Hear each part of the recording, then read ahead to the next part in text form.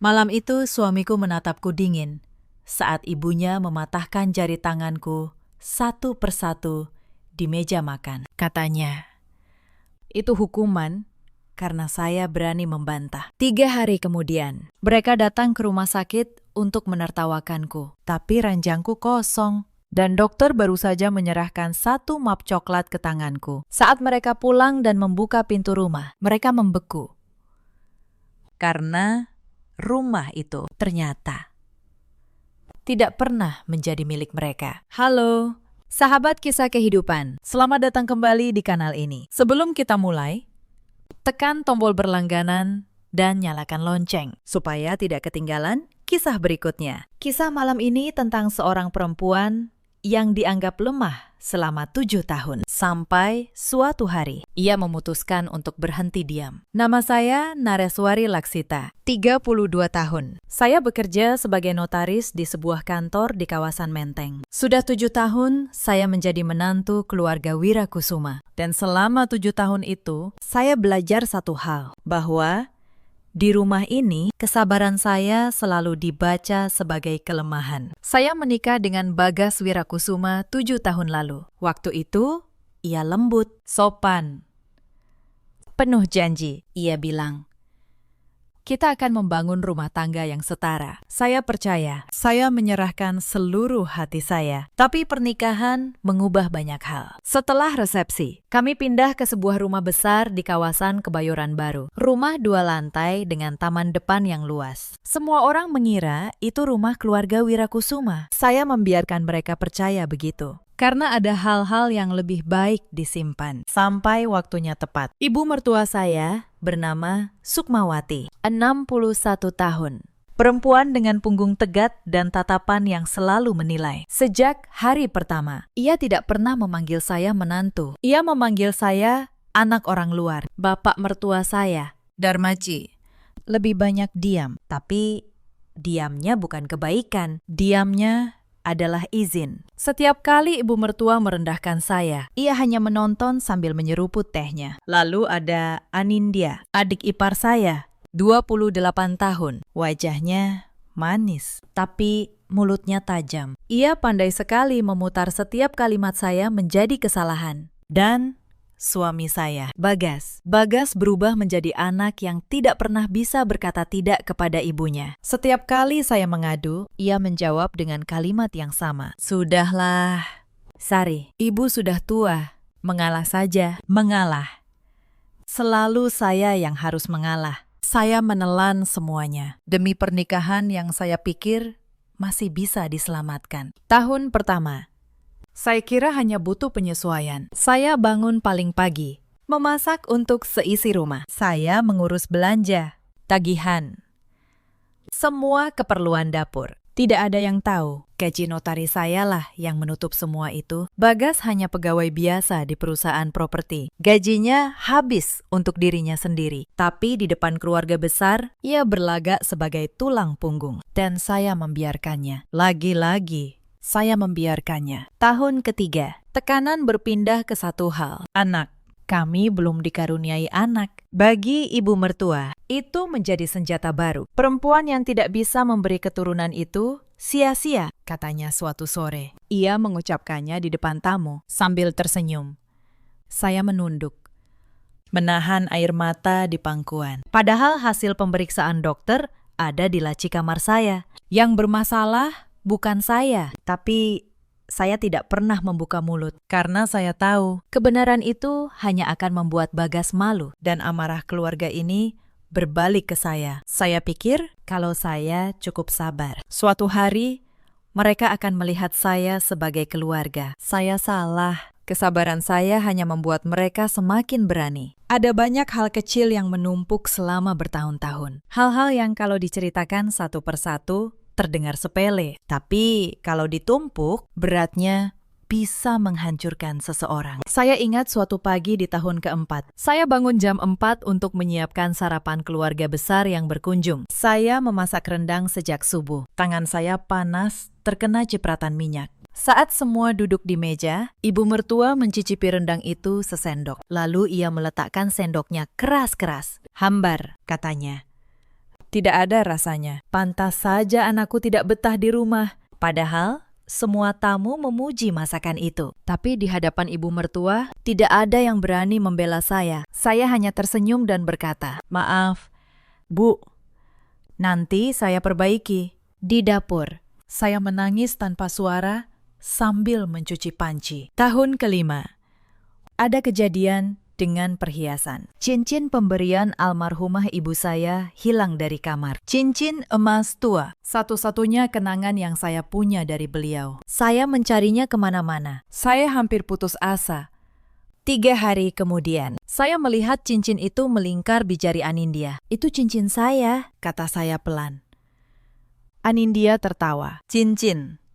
Ini cincin pemberian ibu untukku. Jangan mengarang, Mbak."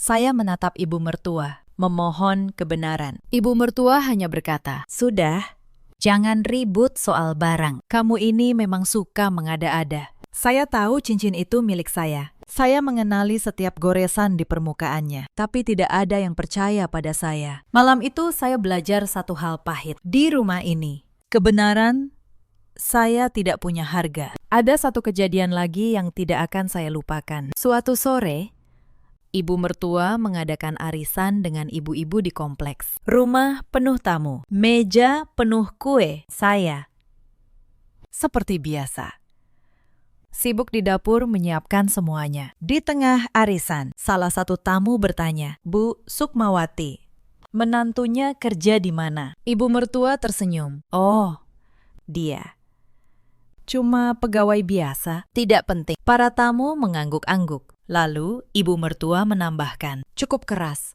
agar saya dengar dari dapur. "Yang penting, di rumah ini ya anak saya, Bagas. Dia yang menanggung semuanya. Menantu saya ini cuma numpang nama." Saya berdiri di ambang dapur, memegang nampan berisi teh. Tangan saya gemetar, bukan karena marah, tapi karena malu. Padahal sayalah yang membayar listrik, yang menyalakan lampu ruangan itu. Sayalah yang membeli kue-kue yang sedang mereka makan. Tapi di mata mereka, saya hanya yang numpang mama. Saya menahan air mata, meletakkan teh, lalu kembali ke dapur dengan senyum yang dipaksakan. Yang paling menyakitkan bukan penghinaan itu sendiri, tapi kenyataan bahwa Bagas yang duduk di antara tamu hanya tersenyum bangga. Ia menikmati pujian atas sesuatu yang bukan miliknya. Ia membiarkan istrinya direndahkan demi sebuah citra palsu. Malam itu, setelah semua tamu pulang, saya mencuci piring sampai tengah malam, sendirian di rumah yang katanya bukan milik saya. Soal keuangan pun semakin lama semakin tidak masuk akal. Setiap bulan, ibu mertua menyodorkan daftar kebutuhan rumah. Bukan hanya kebutuhan dapur, tapi juga cicilan motor Anindya, arisan ibu mertua, bahkan rokok bapak mertua. "Kamu kan yang punya gaji besar," kata ibu mertua. "Sudah sepantasnya kamu yang menanggung. Saya membayar semuanya, bulan demi bulan, tanpa pernah dihargai." Suatu kali, saya mencoba menolak satu pengeluaran yang tidak masuk akal. Pembelian kalung emas untuk Anindya. "Bu, bulan ini pengeluaran sudah terlalu banyak," kata saya. "Hati-hati." Ibu mertua langsung naik pitam. "Pelit. Dasar menantu pelit. Padahal numpang di rumah keluarga kami." Masih perhitungan. Numpang di rumah keluarga mereka. Saya menggigit bibir, menelan kebenaran yang ada di laci kamar saya. Sertifikat dengan nama saya sendiri. Saya membayar kalung itu demi menghindari pertengkaran. Tapi saya menyimpan kwitansinya. Seperti semua kwitansi lain, ada satu hal lagi yang membuat saya akhirnya benar-benar terbangun. Suatu hari, saya menemukan bahwa Bagas diam-diam meminjam uang atas nama saya. Ia menggunakan dokumen pribadi saya untuk mengajukan pinjaman di sebuah koperasi. 50 juta rupiah. Tanpa sepengetahuan saya. Uang itu, katanya nanti, untuk modal usaha Anindya. Saat saya menanyakannya, Bagas justru marah. "Kita kan keluarga. Masa pinjam uang saja kamu hitung-hitungan?" "Mas, itu atas nama saya. Sayalah yang harus menanggung cicilannya." "Sudah, jangan banyak protes." Ibu sudah setuju. Ibu sudah setuju, seolah hidup saya adalah milik mereka untuk diatur. Malam itu, saya menyadari sesuatu yang menakutkan. Mereka tidak hanya menindas saya secara perasaan. Mereka mulai menggunakan nama saya, identitas saya, untuk kepentingan mereka. Kalau saya terus diam, suatu hari, saya bisa kehilangan segalanya. Bukan hanya harga diri, tapi juga seluruh yang saya bangun dengan kerja keras. Diam-diam, saya melunasi pinjaman itu lebih cepat, lalu menutup akses mereka ke dokumen saya. Saya memindahkan semua surat penting ke brankas di kantor. Saya membuka rekening baru yang tidak mereka ketahui. Selangkah demi selangkah, saya mulai melindungi diri. Mereka mengira saya semakin penurut, padahal saya sedang membangun benteng. Batu demi batu. Saya pernah berpikir untuk pergi, berkali-kali. Tapi setiap kali, sesuatu menahan saya. Mungkin harapan, mungkin rasa takut, mungkin keduanya. Saya selalu berkata pada diri sendiri, beri satu kesempatan lagi. Saya tidak tahu.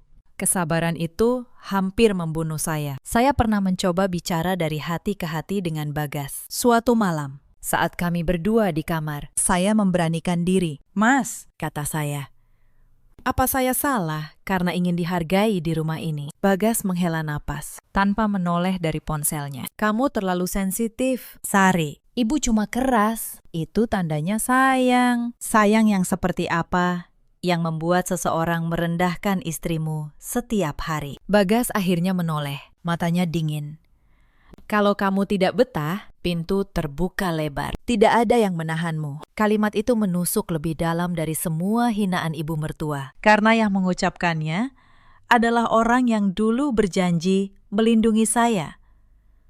Sejak malam itu, saya berhenti berharap pada Bagas. Saya mulai menyimpan semua bukti diam-diam. Kwitansi belanja, tagihan yang saya bayar, pesan-pesan yang merendahkan saya. Bukan karena saya berencana jahat, tapi karena saya mulai mengerti, suatu hari saya mungkin perlu membuktikan kebenaran saya sendiri. Puncaknya datang pada suatu malam di bulan kelima tahun ini. Malam yang tidak akan pernah saya lupakan. Saya pulang larut dari kantor. Ada penandatanganan akta yang molor sampai malam. Sampai di rumah, dapur masih berantakan. Ibu mertua menungguku di meja makan dengan wajah yang sudah keras sejak saya membuka pintu. Dari mana saja kamu sampai jam segini? Suaranya tinggi. Maaf, Bu, ada pekerjaan yang harus selesai malam ini, jawab saya pelan. Pekerjaan, selalu pekerjaan. Suamimu makan apa? Kami makan apa? Saya menarik napas. Saya akan masak sekarang. Bu, tidak perlu, katanya. Masakanmu tadi siang saja sudah keasinan. Tidak becus. Saya diam. Saya kira itu akhir dari semuanya. Tapi tidak. Ia berdiri, berjalan ke arah saya. Lalu, tangannya menyambar tangan kanan saya, menekannya ke permukaan meja. Kamu pikir karena kamu pegawai kantoran, kamu boleh seenaknya, desisnya. Saya belum sempat menjawab. Jari kelingking saya ditekuknya ke belakang. Keras. Sampai saya mendengar bunyi yang tidak wajar. Rasa sakit itu menjalar seperti sengatan listrik ke seluruh lengan. Saya menjerit. Tapi ia tidak berhenti. Satu persatu jari saya ditekan ke arah yang salah. Air mata saya jatuh ke meja kayu yang dingin. Saya menoleh ke arah Bagas, memohon dengan mata. Suami saya berdiri di ambang pintu dapur. Ia melihat semuanya. Dan ia tidak bergerak. Mas, tolong, kata saya, parau. Bagas hanya menghela napas. Ini salahmu sendiri, Sari. Kalau kamu menurut, ibu tidak akan begini. Saat itulah sesuatu di dalam dada saya retak. Bukan tulang, sesuatu yang lebih dalam. 7 tahun saya bertahan demi pria ini. Dan saat saya tergeletak kesakitan di lantai dapur, ia memilih berdiri di pihak ibunya. Anindya muncul dari ruang tengah, memegang ponselnya.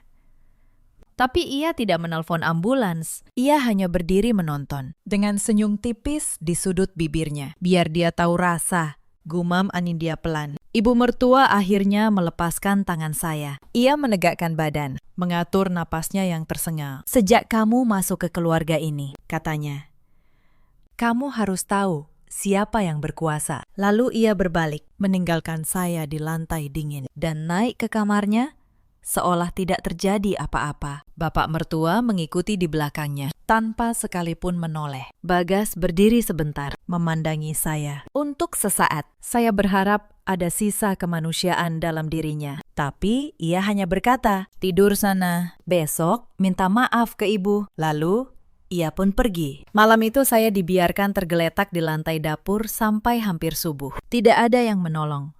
Saya memandangi langit-langit dapur, merasakan dingin lantai menjalar ke tulang. Air mata saya sudah kering di tengah rasa sakit itu. Anehnya, pikiran saya justru menjadi jernih. Saya menyadari satu hal yang selama ini saya tolak untuk percayai. Rumah ini bukan keluarga. Tidak pernah. Dan tidak ada gunanya lagi memohon kasih sayang dari orang yang sudah memutuskan untuk menyakiti. Akhirnya, dengan tangan kiri yang masih bisa bergerak, saya menyeret diri ke kamar. Setiap gerakan terasa seperti tertusuk 1000 jarum. Tapi saya terus bergerak karena saya tahu kalau saya menyerah malam ini, saya tidak akan pernah bangkit. Saya mengambil ponsel. Dan untuk pertama kalinya dalam 7 tahun, saya tidak menelpon Bagas, tidak memohon kepada siapapun di rumah ini. Saya memesan taksi daring, sendirian, ke rumah sakit. Sambil menahan sakit, saya melakukan satu hal lagi. Saya membuka aplikasi di ponsel saya, aplikasi kamera keamanan rumah yang saya pasang diam-diam 8 bulan lalu, setelah kekerasan pertama. Saya masih ingat kekerasan pertama itu. 8 bulan sebelum malam ini, saat saya terlambat menyiapkan makan malam. Ibu mertua melempar piring panas ke arah saya. Pecahan beling melukai lengan saya. Bekasnya masih ada sampai sekarang. Saat itu saya hanya menangis dan membersihkan lukanya sendiri. Tapi malam itu, sesuatu dalam diri saya berubah. Diam-diam. Keesokan harinya, saya memasang 4 kamera kecil di rumah. Saya bilang pada Bagas itu hanya untuk keamanan dari pencuri. Ia percaya, tidak ada yang curiga. Sejak itu, setiap kekerasan, setiap hinaan, setiap perlakuan buruk terekam tanpa mereka sadari. Saya tidak tahu kapan saya akan membutuhkannya, tapi saya tahu suatu hari kebenaran perlu punya saksi yang tidak bisa berbohong. 4 titik. Ruang tamu, dapur, teras, dan garasi. Tidak ada satupun dari mereka yang tahu. Rekaman malam itu tersimpan rapi di awan. Setiap detik, setiap kalimat. Saya menatap layar yang buram oleh air mata. Dan untuk pertama kalinya, saya tidak menangis karena sedih. Saya menangis karena lega. Karena akhirnya semuanya terekam. Perjalanan ke rumah sakit terasa panjang. Sopir taksi sempat bertanya, "Ibu tidak apa-apa." Wajah ibu pucat sekali. "Tidak apa-apa, Pakistan," jawab saya. "Tolong cepat sedikit." Di sepanjang jalan, lampu-lampu kota berkelebat di kaca jendela. Saya memeluk tangan saya yang sakit. Dan untuk pertama kalinya, saya merencanakan masa depan tanpa Bagas di dalamnya. Bukan dengan kebencian, tapi dengan ketenangan seseorang yang akhirnya tahu apa yang harus ia lakukan. Di rumah sakit, dokter jaga memeriksa tangan saya dengan kening berkerut. "Ibu, ini bukan kecelakaan biasa," katanya hati-hati. Pola patahnya seperti ditekan dengan sengaja. Saya hanya diam. "Apa yang sebenarnya terjadi?" tanyanya lagi. "Saya jatuh di dapur, dokter," jawab saya. Saya belum siap, belum saat itu. Tapi dokter itu namanya Dokter Marwan. Menatap saya lama. "Baiklah," katanya. "Tapi saya akan mencatat semuanya sesuai temuan medis." "Itu hak ibu." Ia tidak tahu. Kalimat itu menjadi batu pertama dari segala sesuatu yang akan saya bangun. Visum, foto röntgen, catatan medis dengan keterangan dugaan kekerasan. Semuanya satu persatu masuk ke dalam map coklat saya. Malam pertama di rumah sakit, saya tidak bisa tidur. Bukan hanya karena rasa sakit di tangan, tapi karena 7 tahun pernikahan terus berputar di kepala saya. Saya teringat hari pernikahan kami. Bagas yang dulu menggenggam tangan saya dan berjanji akan selalu melindungi. Pria yang sama, yang beberapa jam lalu membiarkan saya tergeletak di lantai. Saya teringat almarhumah ibu saya yang dulu berpesan agar saya selalu kuat. Nareswari, kata beliau dulu. Perempuan, boleh lembut, tapi jangan pernah biarkan orang menginjakmu. Saya menangis pelan di kegelapan kamar rumah sakit. Bukan tangisan menyerah, tapi tangisan seseorang yang akhirnya melepaskan beban 7 tahun. Esok paginya, seorang perawat muda membantu saya makan. Ia melihat tangan saya yang dibalut, lalu bertanya dengan suara lembut, "Ibu sendirian? Tidak ada keluarga yang menemani." Pertanyaan sederhana itu hampir membuat saya menangis lagi. "Tidak ada," jawab saya pelan. "Tapi tidak apa-apa, saya sudah terbiasa." Perawat itu menggenggam tangan saya sebentar. "Ibu kuat," katanya. "Saya bisa melihatnya." Kata-kata dari orang asing itu, anehnya, memberi saya kekuatan yang tidak pernah saya dapat dari keluarga sendiri. 3 hari saya dirawat.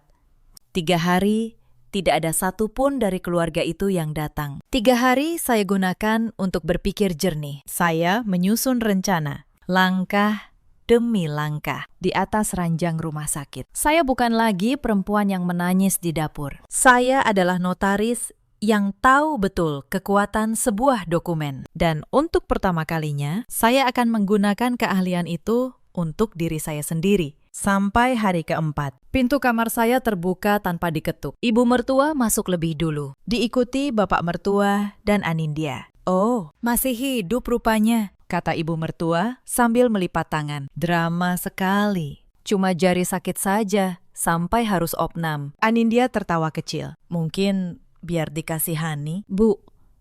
Saya menatap mereka dari ranjang. Tenang, saya tidak menjawab. Diam saya membuat ibu mertua makin berani. "Dengar ya," katanya menunjuk wajah saya. "Begitu kamu pulang, kamu minta maaf di depan seluruh keluarga. Kamu yang sudah mempermalukan kami dengan kabur ke rumah sakit. Minta maaf, saya yang harus minta maaf." Saya hampir tertawa, tapi saya menahannya. "Baik, Bu," kata saya pelan. "Nanti kita bicara di rumah." Mereka pergi dengan dagu terangkat, merasa menang. Mereka tidak tahu setiap kata yang baru saja mereka ucapkan terekam oleh ponsel yang saya letakkan menghadap mereka di atas nakas. Hari kelima. Sesuatu yang lebih licik terjadi. Pagi-pagi, Dokter Marwan masuk ke kamar dengan wajah serius. "Ibu Nareswari, ada hal yang harus saya sampaikan," katanya. "Tadi malam, ada beberapa orang datang ke meja informasi, mengaku keluarga ibu." Saya mengerutkan kening. Mereka bilang, "Dokter," Marwan ragu sejenak, "bahwa ibu punya masalah kejiwaan, kecenderungan menyakiti diri sendiri, dan bahwa luka ini ibu buat sendiri." Saya membeku. Mereka meminta rekam medis ibu untuk, katanya, keperluan pengobatan jiwa. Lanjutnya, tentu saja kami tolak. Itu melanggar prosedur. Jadi begitu rencana mereka. Bukan sekadar memukul saya. Mereka ingin menjadikan saya orang gila, supaya kalau suatu hari saya bicara, tidak ada yang percaya. Supaya luka di tangan saya berubah menjadi bukti bahwa sayalah yang bermasalah. Untuk sesaat, saya merasa tanah di bawah saya runtuh. Lalu, perlahan, kemarahan itu berubah menjadi sesuatu yang lebih dingin. Sesuatu yang jernih. Saya menatap dokter. "Marwan, dokter, boleh saya minta tolong?" "Tentu."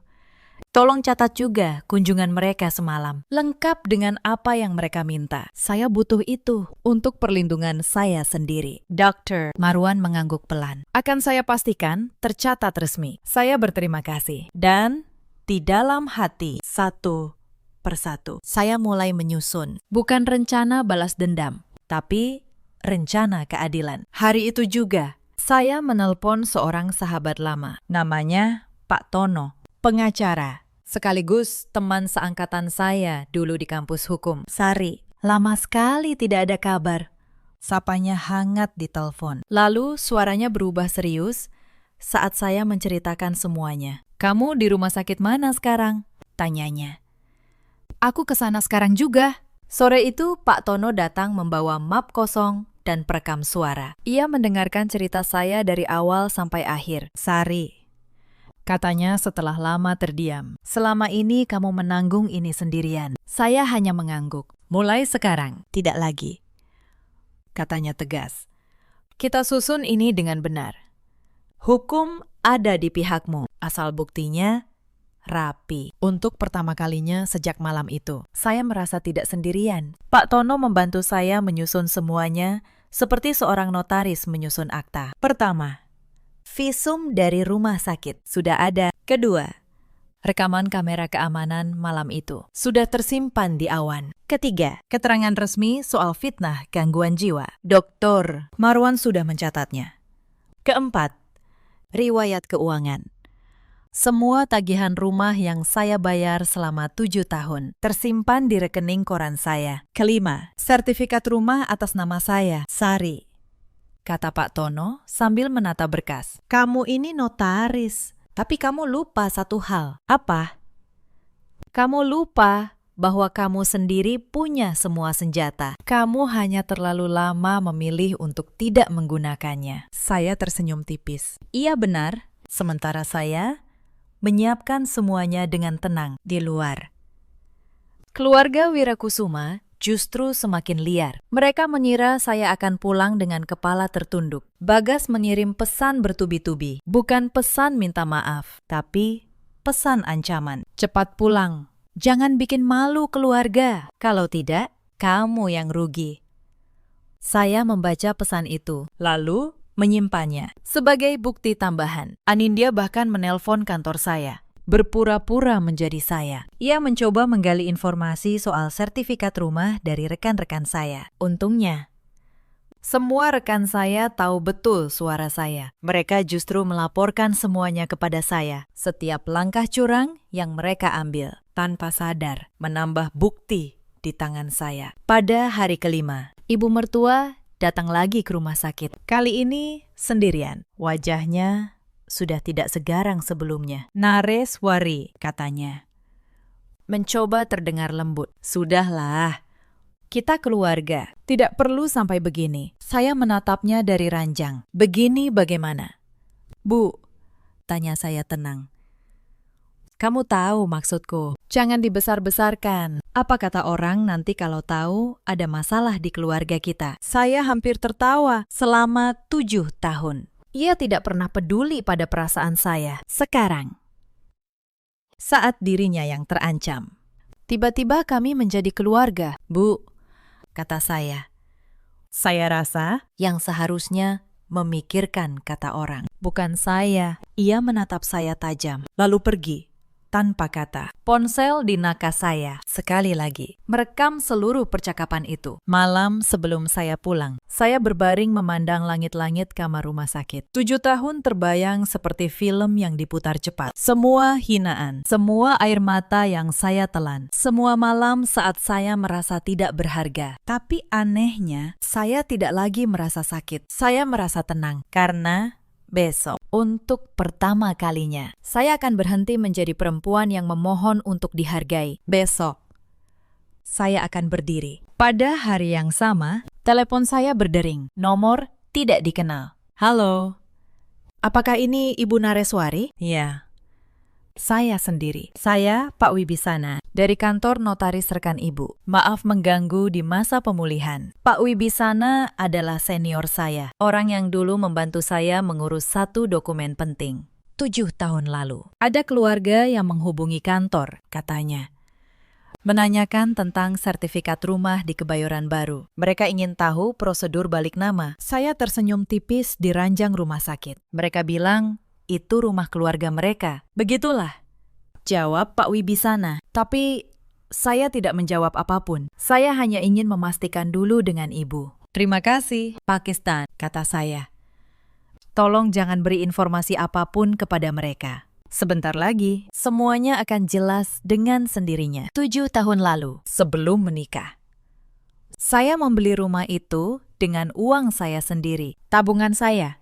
ditambah warisan dari almarhumah ibu saya. Atas nama saya, Nareswari Laksita. Saya tidak pernah mengganti nama itu menjadi nama Bagas. Bukan karena saya tidak percaya. Dulu saya percaya, tapi Pak Wibisana, senior saya yang bijak, menasihati satu hal, apapun yang terjadi. Nah, jangan pernah lepaskan sesuatu yang kamu beli dengan keringatmu sendiri. Saat itu, saya menurutinya hanya karena sungkan. Sekarang saya mengerti. Nasihat itu menyelamatkan hidup saya selama 7 tahun. Keluarga Wirakusuma tinggal di rumah saya, makan dari penghasilan saya, sambil memperlakukan saya seperti pembantu. Dan mereka tidak pernah tahu siapa pemilik atap di atas kepala mereka. Hari ke-6, saya pulang ke rumah. Tangan saya masih dibalut perban dan bidai. Begitu pintu terbuka, suasana sudah disiapkan untuk mempermalukan saya. Seluruh keluarga besar berkumpul di ruang tamu. Paman,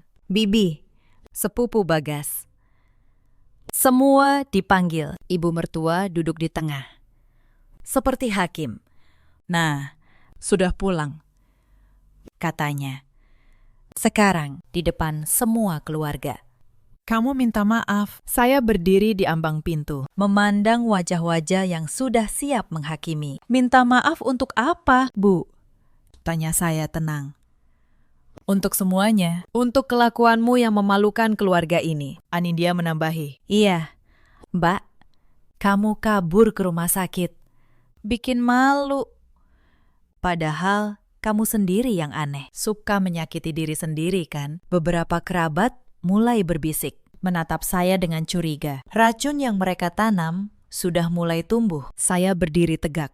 Tangan kiri saya memegang map coklat. Sebelum saya minta maaf, kata saya, boleh saya tunjukkan sesuatu kepada keluarga besar? Ibu mertua mengernyit. Apalagi dramamu? Bukan drama, Bu. Hanya beberapa fakta. Saya berjalan pelan ke tengah ruangan. Saya mengeluarkan ponsel saya, menyambungkannya ke televisi besar di ruang tamu. Ini, kata saya, kejadian malam itu. Di dapur ini juga, layar menyala.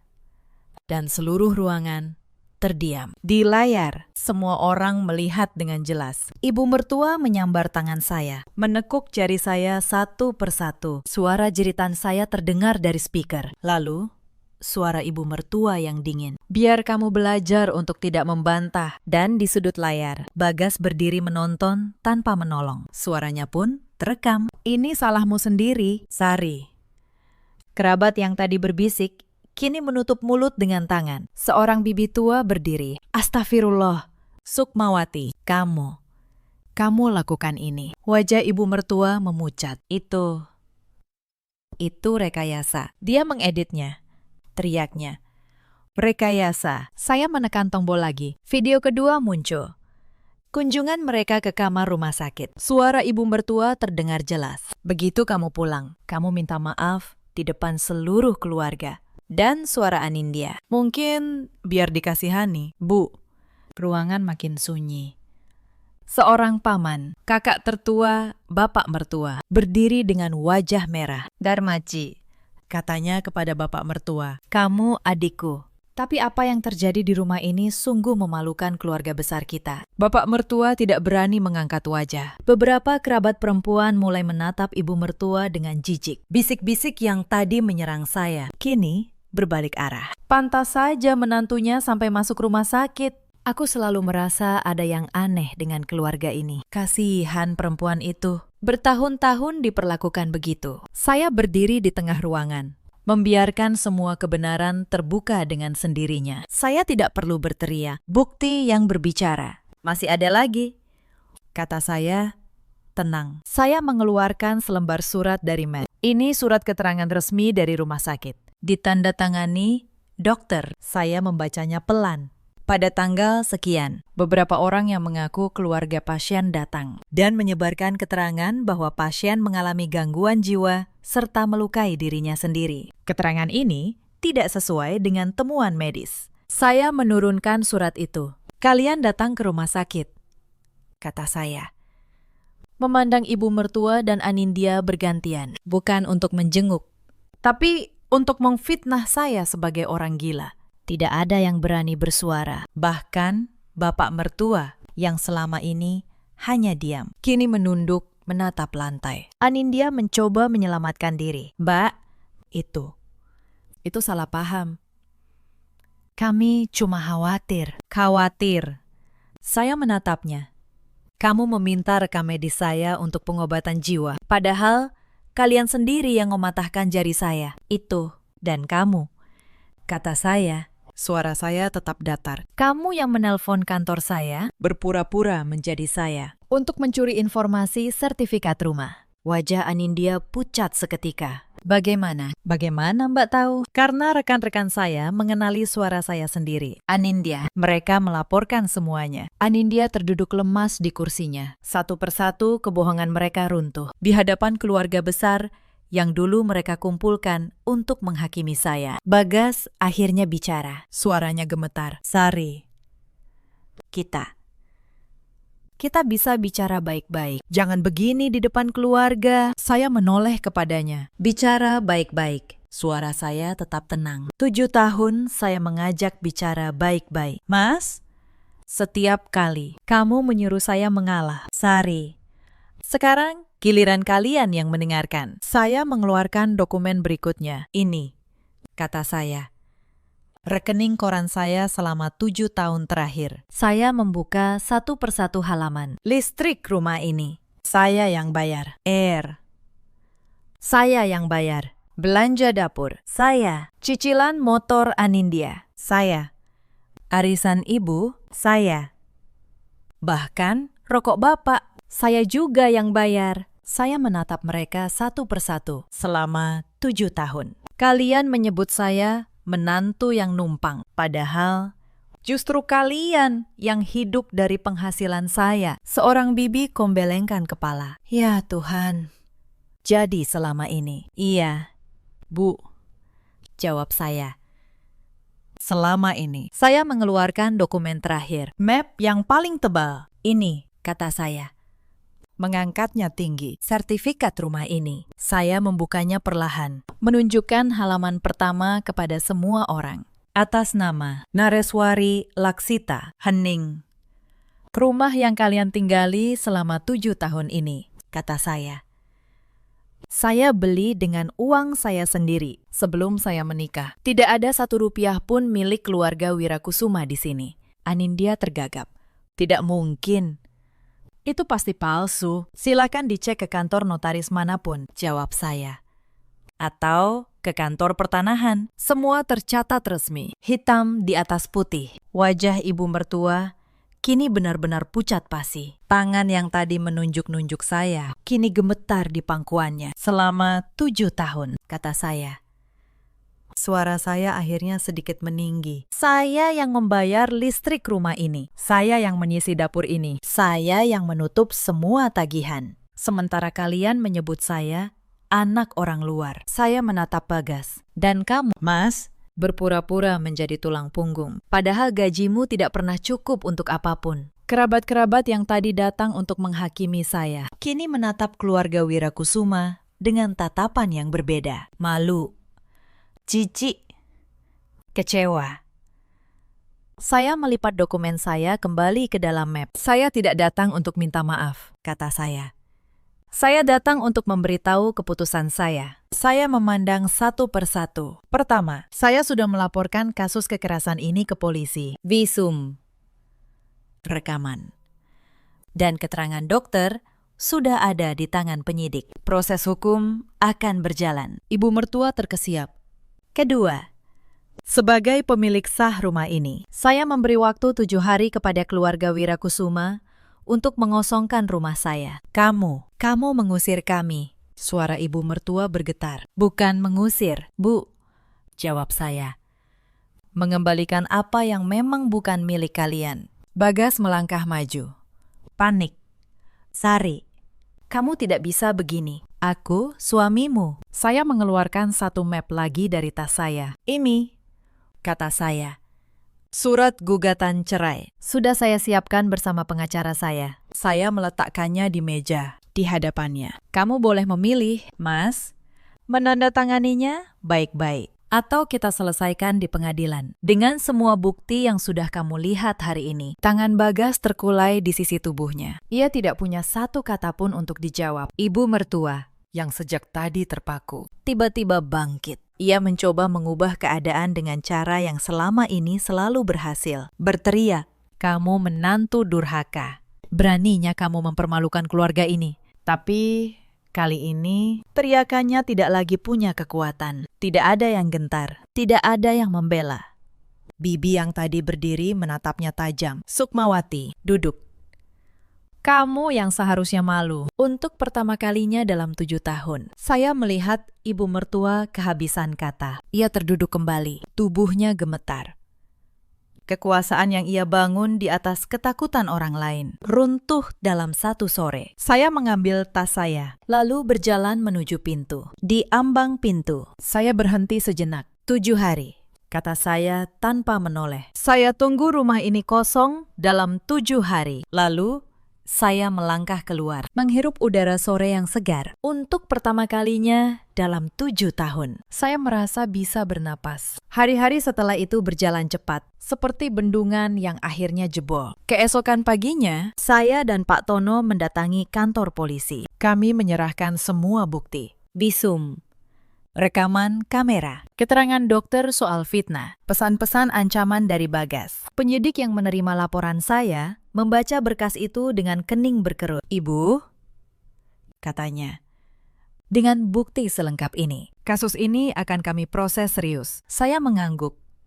Itu yang saya harapkan. Pakistan, saya hanya ingin keadilan. 3 hari kemudian, polisi memanggil ibu mertua untuk dimintai keterangan. Perempuan yang selama ini merasa berkuasa. Untuk pertama kalinya duduk gemetar di ruang penyidikan. Ia mencoba berkelit, mengatakan saya yang memancing emosinya. Tapi rekaman kamera tidak bisa dibantah. Setiap detik kekerasan itu terekam jelas. Tidak ada celah untuk berbohong. Anindya, yang ikut menyebarkan fitnah gangguan jiwa, turut diperiksa.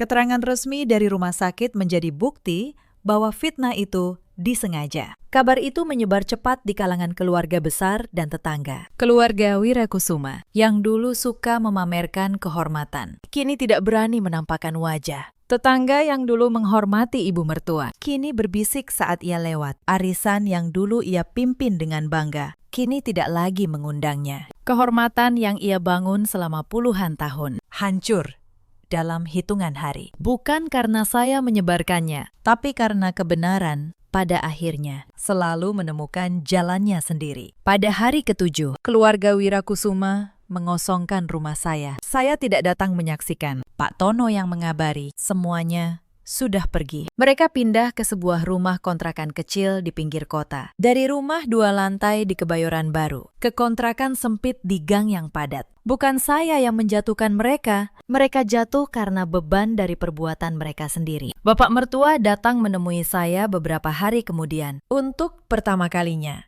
ia bicara panjang. "Nareswari," katanya dengan suara serak. Bapak minta maaf. Bapak diam selama ini, dan diam Bapak adalah kesalahan terbesar." Saya menatapnya. Tidak ada kemarahan lagi di dada saya, hanya lelah. "Pakistan," kata saya. "Permintaan maaf Bapak saya terima, tapi keputusan saya tidak berubah." Ia mengangguk. "Bapak mengerti. Bapak tidak berhak meminta lebih." Sebelum pergi, ia berkata pelan, "Kamu perempuan yang kuat. Maaf, kami terlambat menyadarinya." Tentang Bagas, ia sempat datang berkali-kali, memohon. Ia menangis di depan pintu, mengatakan ia hilaf, ia akan berubah. Suatu malam, ia datang membawa sekeranjang bunga dan berdiri di teras berjam-jam. "Sari, beri aku satu kesempatan lagi," katanya. "Aku akan usir ibu kalau kamu mau, apapun." Saya membuka pintu, menatapnya tenang. "Kamu tahu, Mas," kata saya, "saat aku tergeletak di lantai dapur malam itu, aku memohon padamu dengan mata. Satu hal saja, tolong." Bagas tertunduk, dan kamu memilih menghela napas, lalu pergi tidur. Sekarang kamu menawarkan untuk mengusir ibumu hanya karena kamu kehilangan rumah dan istri. Sari, aku.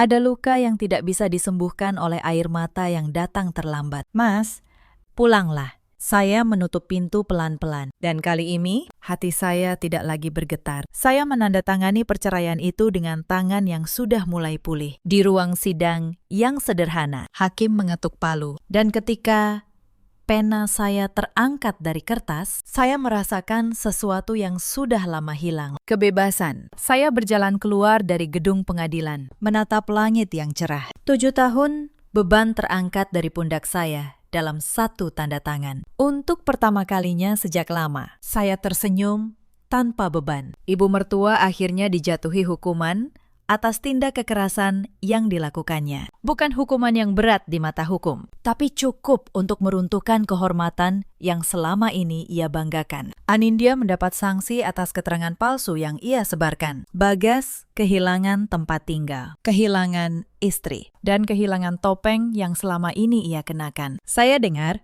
di kontrakan kecil mereka, pertengkaran terjadi setiap hari. Ibu mertua menyalahkan Bagas. Bagas menyalahkan Anindya. Anindya menyalahkan ibu mertua. Keluarga yang dulu bersatu untuk menindas saya, kini hancur oleh tuduhan di antara mereka sendiri. Saya tidak merasa puas. Saya juga tidak merasa kasihan. Saya hanya merasa semuanya akhirnya kembali ke tempat yang seharusnya. Saya kembali tinggal di rumah saya, sendiri. Untuk pertama kalinya, rumah itu terasa benar-benar milik saya. Saya mengganti seluruh perabotan yang menyimpan kenangan buruk. Saya mengecat ulang dinding-dindingnya dengan warna yang saya suka. Saya menanam bunga di taman depan, yang dulu tidak pernah sempat saya urus. Pagi hari, saya memasak ikan goreng, sayur asem, dan sambal terasi.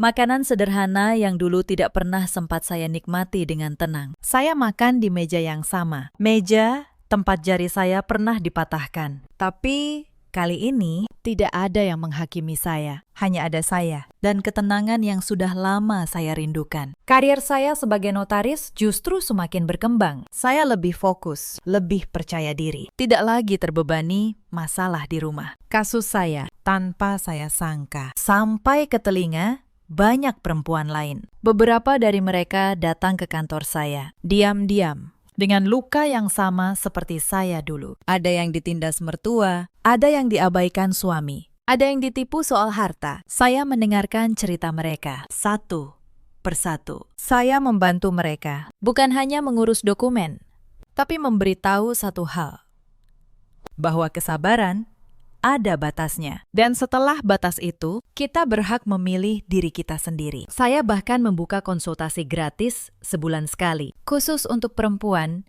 yang mengalami kekerasan dalam rumah tangga. Saya ingin tidak ada lagi perempuan yang merasa sendirian, seperti saya dulu. Suatu sore, Anindya pernah menelpon saya. Suaranya sudah tidak setajam dulu. Mbak, maaf. Kami salah. Saya mendengarkan sampai habis. Lalu, saya berkata pelan, yang sudah terjadi, biar menjadi pelajaran untuk kalian dan untuk saya. Mbak masih marah? Tidak, jawab saya. Saya hanya sudah tidak punya urusan lagi dengan kalian. Dan saya menutup telepon dengan tenang. Beberapa bulan kemudian, hidup saya benar-benar berubah. Saya bertemu orang-orang baru, teman-teman yang menghargai saya apa adanya. Saya mulai bepergian, melihat tempat-tempat yang dulu hanya bisa saya impikan. Saya belajar mencintai diri saya sendiri, sesuatu yang selama 7 tahun saya lupakan. Kadang, di malam yang sepi, saya masih teringat masa-masa kelam itu, tapi kenangan itu tidak lagi menyakitkan, justru menjadi pengingat betapa jauh saya sudah melangkah. Saya tidak menyesali 7 tahun itu, karena dari sana, saya belajar mengenali kekuatan saya sendiri. Saya belajar bahwa orang yang paling tenang kadang adalah orang yang paling tidak boleh diremehkan. Dan saya belajar bahwa keadilan tidak selalu datang dengan teriakan. Kadang, keadilan datang dengan diam, kesabaran, dan bukti yang tersimpan rapi. Cerita ini mengajarkan satu hal. Jangan pernah menilai kesabaran seseorang sebagai kelemahan. Dan jangan pernah merasa aman saat menindas orang yang diam. Karena diam kadang bukan tanda menyerah.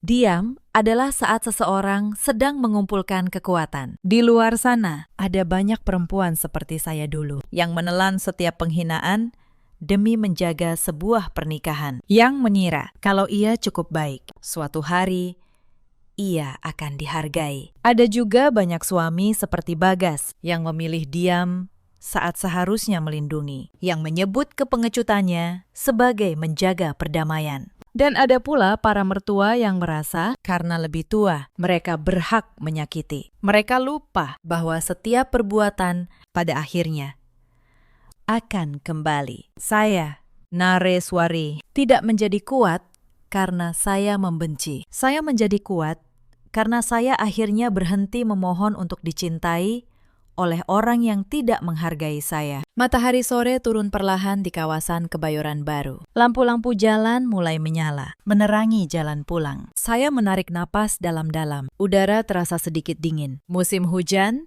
akan datang, tapi saya tahu musim semi pun suatu hari pasti akan tiba.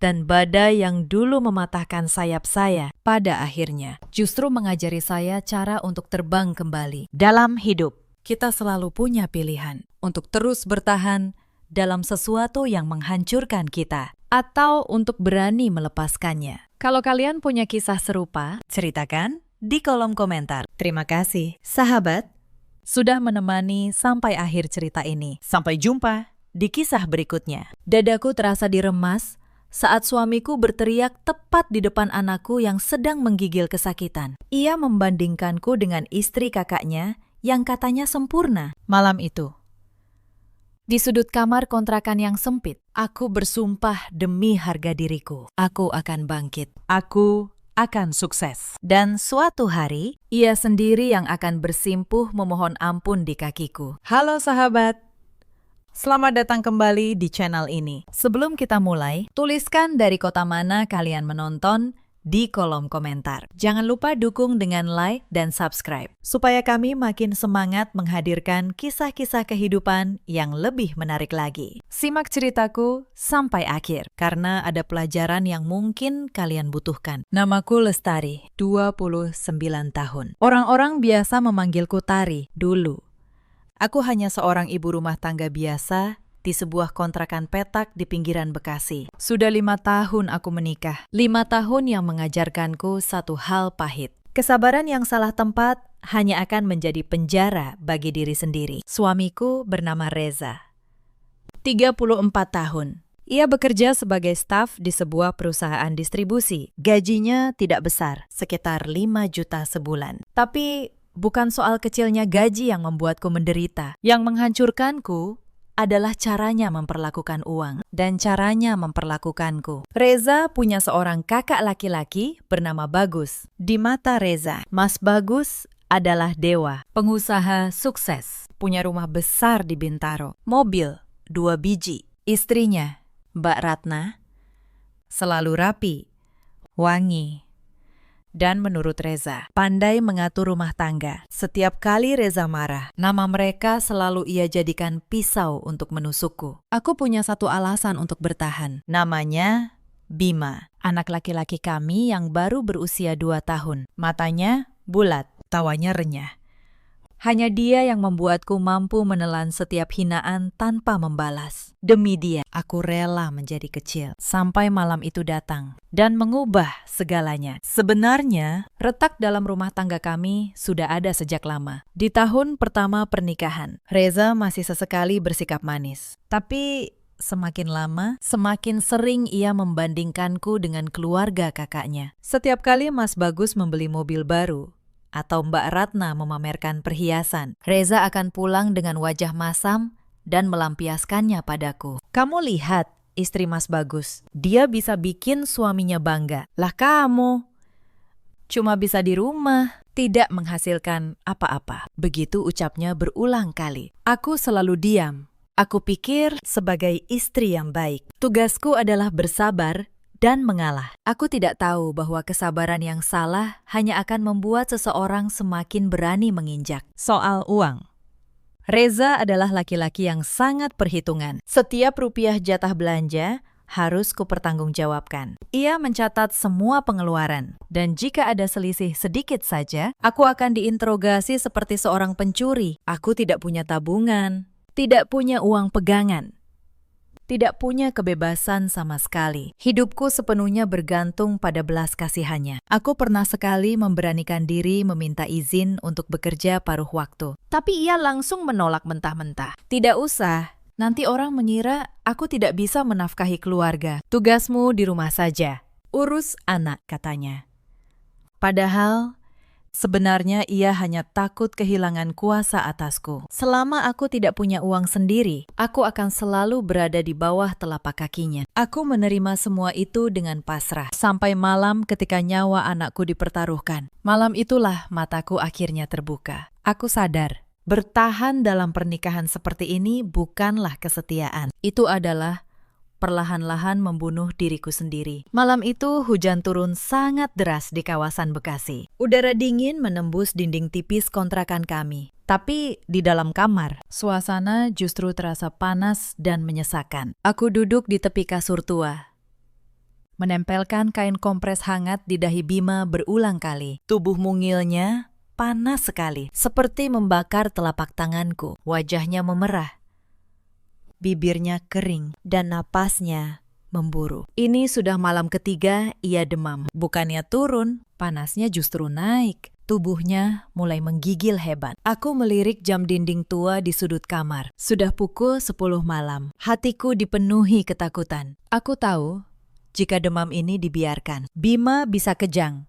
Aku tidak punya pilihan lain. Aku harus minta uang pada Reza untuk membawanya ke klinik. Aku tahu betul, sepulang kerja seperti ini, suasana hatinya selalu buruk. Tapi nyawa anakku jauh lebih penting daripada rasa takutku. Aku beranjak dengan kaki lemas, melangkah ke ruang depan yang merangkap ruang televisi. Di sana, Reza duduk bersandar di sofa usang. Matanya tertancap pada layar ponsel. Ia bahkan tidak menoleh sedikit pun ketika mendengar langkah kakiku. Aku menarik napas dalam-dalam, mencoba menahan getaran di suaraku. "Mas," panggilku pelan, berdiri beberapa langkah di depannya. Tanganku saling bertautan menahan gugup.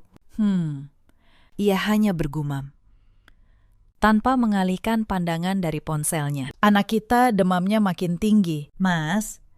Badannya menggigil dari tadi. Aku takut dia kejang kalau dibiarkan sampai besok. Boleh aku minta uang untuk bawa dia ke klinik sekarang?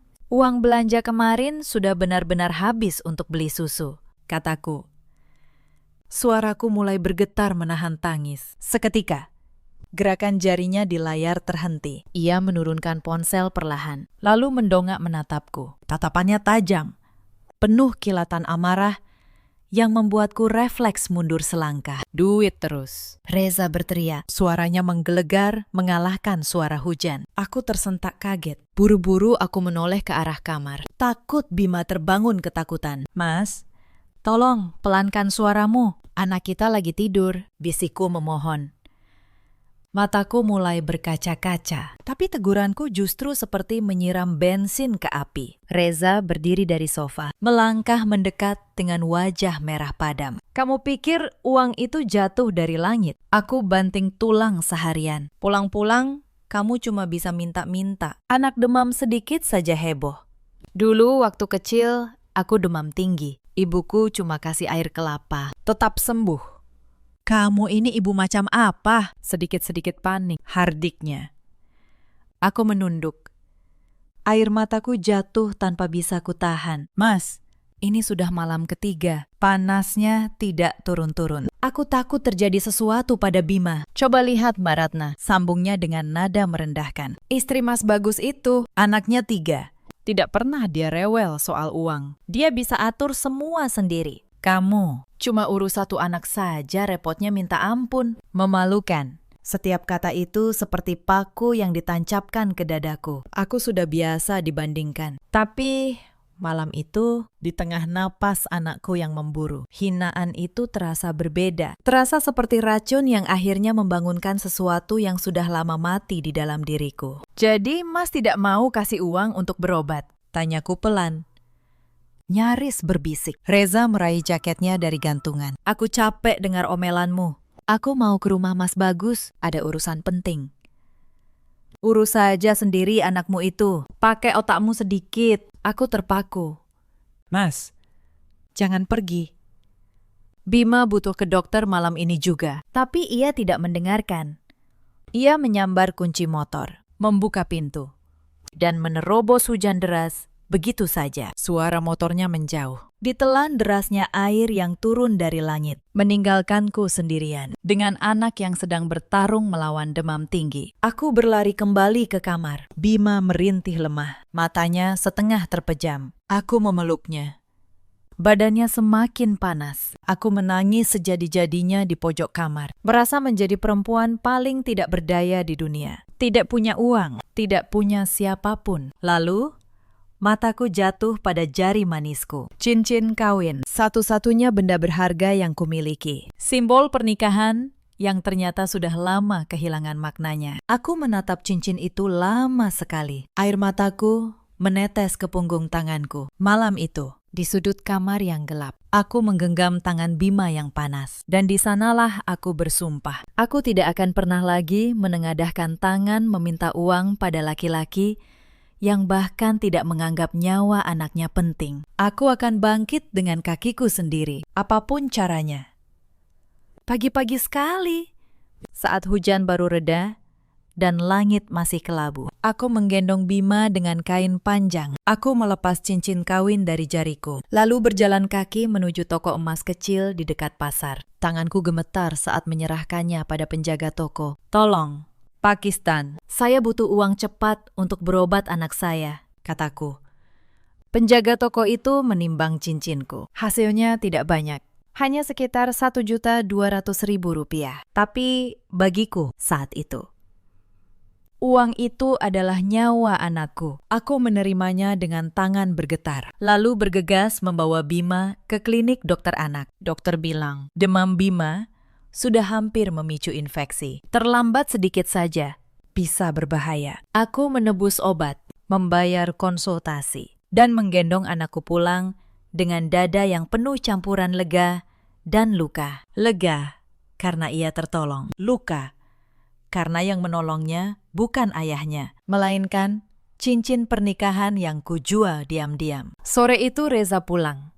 Ia tidak bertanya bagaimana keadaan Bima. Ia hanya melempar tubuhnya ke sofa dan menyalakan televisi. Aku menatapnya dari ambang pintu kamar. Dan aku tahu, perempuan yang dulu menangis memohon padanya, malam itu sudah tidak ada lagi. Hari-hari setelahnya, aku menjadi pribadi yang berbeda. Di luar, aku tetap istri yang patuh, yang menyiapkan makan dan diam saat dimarahi. Tapi di dalam ada api yang menyala. Saat Bima tidur siang, aku tidak lagi membuang waktu meratapi nasib. Aku mulai memutar otak. Aku harus punya penghasilan sendiri. Aku teringat satu hal. Sejak gadis, tanganku terampil membuat kerajinan. Hiasan dari kain flanel, bros, gantungan kunci, dan pernak-pernik kecil untuk anak sekolah. Dulu aku sering membuatnya untuk hadiah. Mungkin, pikirku, ini bisa menjadi awal. Dengan sisa uang penjualan cincin, aku membeli bahan-bahan murah. Kain flanel,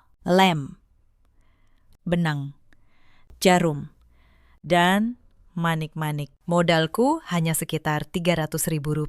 Sangat tipis. Tapi aku tidak punya pilihan lain selain memulai dari yang ada. Malam-malam setelah Reza tidur, aku duduk di lantai dapur dengan lampu kecil. Jari-jariku bergerak menjahit, menempel, dan merangkai. Mataku perih menahan kantuk. Tapi setiap kali aku menatap wajah Bima yang tidur pulas, tenagaku kembali terisi. Setelah beberapa malam, jadilah puluhan hiasan kecil yang lucu. Gantungan kunci berbentuk hewan, bros bunga, dan tempat pensil kain. Aku menatanya rapi dalam sebuah kardus bekas. Esok paginya, dengan jantung berdebar, aku menggendong Bima dan membawanya ke sebuah warung kelontong di depan komplek. Pemiliknya seorang ibu parubaya bernama Bu Yanti. Wajahnya ramah. Aku memberanikan diri menawarkan daganganku. Bu, maaf, Apa boleh saya menitipkan barang-barang ini di sini? Kalau laku,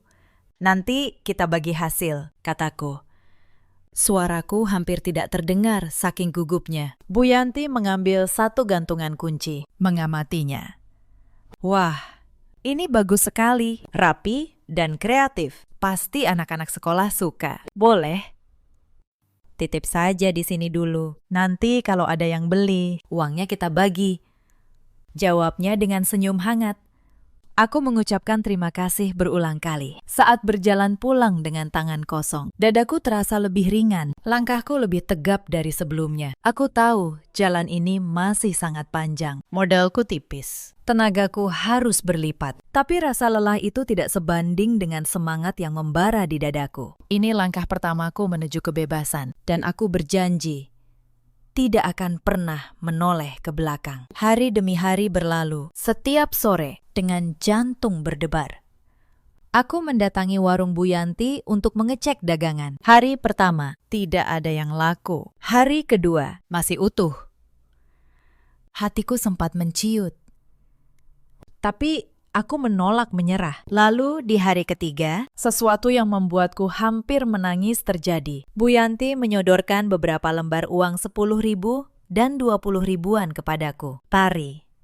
Lakunya bagus. Anak-anak sekolah pada suka. Ini bagianmu. Bikin lagi yang banyak ya, katanya. Aku menggenggam uang itu erat-erat. Hanya sekitar 80.000 rupiah. Tapi ini uang pertama yang kuhasilkan dari tanganku sendiri. Rasanya seperti memegang seluruh dunia. Air mataku jatuh. Kali ini bukan karena luka, tapi karena bangga. Malam itu aku tidak tidur. Aku membuat 2 kali lipat lebih banyak. Esok harinya, aku melakukan satu hal yang sudah lama kurencanakan. Aku pergi ke bank terdekat, membuka rekening tabungan baru atas namaku sendiri. Rekening rahasia yang tidak diketahui Reza. Di sanalah aku akan menyimpan setiap rupiah hasil keringatku. Tabungan kebebasan. Begitu aku menyebutnya dalam hati. Sejak saat itu, hidupku terbagi 2, di siang dan malam hari. Aku adalah Tari, ibu rumah tangga yang dianggap tidak berguna oleh suaminya. Tapi di balik itu, aku adalah seorang perempuan yang sedang diam-diam membangun kerajaannya sendiri, batu demi batu. Suatu malam, Reza melempar amplop gaji ke meja dengan kasar. Mulai bulan ini, jatah belanja kupotong. Lauk cukup tempe atau tahu tiap hari. Susu Bima ganti merek yang murah. Tidak usah manja, minum susu mahal. Kalau uang habis sebelum akhir bulan, yaitu deritamu. Pandai-pandailah mengatur. Ucapnya dingin. Mendengar perintah kasar itu, aku sama sekali tidak panik. Jika ini terjadi setahun lalu, aku pasti sudah menangis kebingungan. Tapi sekarang, aku punya kebebasan finansialku sendiri. Iya. Mas, aku akan atur. Jawabku singkat. Sikap patuhku hanya membuatnya merasa menang. Ia berlalu menuju kamar mandi dengan dada membusung. Padahal di belakang punggungnya, kehidupan aku dan Bima sangat terjamin. Aku tidak pernah benar-benar menuruti perintahnya untuk menurunkan kualitas hidup anak kami. Dengan uang dari rekening rahasiaku, aku tetap membeli susu formula bernutrisi terbaik untuk Bima. Aku membelikannya pakaian baru yang nyaman dan menyiapkan makanan bergizi seperti daging sapi segar dan ikan. Semua itu kumasak dan kuberikan saat siang hari. Ketika Reza tidak ada di rumah, Bima tumbuh menjadi balita yang sehat dan ceria. Tubuhnya berisi, pipinya merona, dan ia tidak pernah lagi sakit-sakitan. Setiap kali melihat tawanya, aku tahu keputusanku menjual cincin kawin malam itu adalah keputusan paling benar dalam hidupku. Tidak hanya mengurus anak dan usaha, aku juga mulai memperhatikan diriku sendiri. Selama bertahun-tahun menikah, aku lupa bahwa aku juga seorang manusia yang berhak bahagia. Aku mulai belajar banyak hal baru dari internet di warnet dekat rumah. Saat Bima kutitipkan pada Bu Yanti sebentar. Aku belajar memotret produk dengan rapi, belajar menjualnya secara online, belajar mengemas dengan menarik. Pesanan mulai berdatangan. Bukan hanya dari komplek, tapi dari luar kota. Hiasan buatanku ternyata disukai banyak orang. Pesanan untuk acara sekolah, souvenir, ulang tahun, hingga seserahan pernikahan mulai membanjiri pesanku. Dalam beberapa bulan, tabungan rahasiaku tumbuh dengan cepat dari ratusan ribu menjadi jutaan.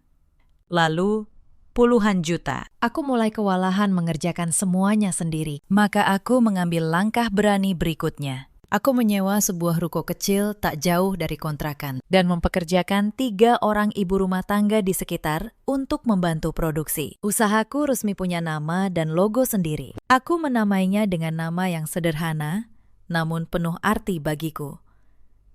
Setiap kardus produk yang keluar dari ruko itu tertempel stiker berlogo usahaku. Aku, perempuan yang dulu menjual cincin demi sekotak obat, kini punya usaha sendiri yang berputar setiap hari. Tentu saja, semua ini kulakukan dalam diam. Reza sama sekali tidak tahu. Di matanya, aku masih perempuan rumahan yang menggunakan daster lusuh dan bergantung pada 500.000 jatah belanjanya. Kebutaan itu adalah perisai terbaikku. Aku membiarkannya tetap buta, sementara aku terus melangkah maju. Ada satu peristiwa kecil yang membuatku semakin yakin pada jalan yang kupilih. Suatu hari, Mbak Ratna, istri Mas Bagus yang selalu dipuji-puji Reza itu, tidak sengaja berpapasan denganku di pasar. Saat itu, aku baru selesai membeli bahan untuk ruko, dan mobil pick-up sewaan penuh dengan kardus bahan menungguku. Mbak Ratna menatapku dari atas sampai bawah